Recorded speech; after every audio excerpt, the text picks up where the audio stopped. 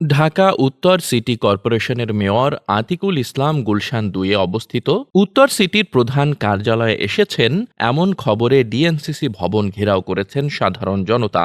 ১৮ August রোববার রাতে গুলশান ২-এ অবস্থিত নগর ভবনের বাইরে এমন ঘটনা ঘটেছে। নাম প্রকাশ না করার শর্তে বিষয়টি নিশ্চিত করেছেন ঢাকা উত্তর সিটি কর্পোরেশনের এক কর্মকর্তা। তিনি বলেন, মেয়র আতিকুল ইসলাম নগর ভবনে এসেছেন এমন খবরে স্থানীয় লোকজন এসে নগর ভবনের বাইরে বিক্ষোভ করছিলেন। মূলত মেয়রের অপসারণের দাবিতেই তারা সেখানে একত্রিত হয়েছিলেন। বিক্ষোভকারীরা একত্রিত হচ্ছেন বিষয়টি বুঝতে পেরে মেয়র আগেই নগর ভবন ছেড়ে চলে যান।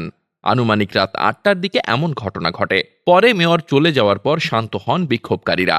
এদিকে ঢাকা উত্তর সিটি কর্পোরেশনের প্রধান নির্বাহী কর্মকর্তাকে পুনরাদেশ না পাওয়া পর্যন্ত সাময়িকভাবে পূর্ণ আর্থিক ও প্রশাসনিক ক্ষমতা অর্পণ করা হয়েছে বলে জানা গেছে। ১৪ আগস্ট বৃহস্পতিবার স্থানীয় সরকার, পল্লী উন্নয়ন ও সমবায় মন্ত্রণালয় থেকে এ বিষয়ে একটি অফিস আদেশ জারি করা হয়েছে। সেই হিসেবে এখন ঢাকা উত্তর সিটি কর্পোরেশনের পূর্ণ আর্থিক ও প্রশাসনিক ক্ষমতা পালন করছেন সেখানকার প্রধান নির্বাহী কর্মকর্তা।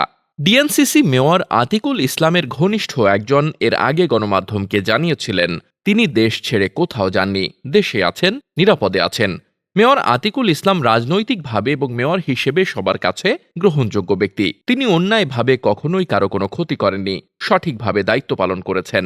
সব মিলিয়ে সবার কাছেই তার গ্রহণযোগ্যতা রয়েছে। সে কারণে কারো রোষানলে তিনি পড়েননি। তবে তিনি বর্তমান পরিস্থিতিতে জনসম্মুখে আসছেন না, নিরাপদ স্থানে আছেন।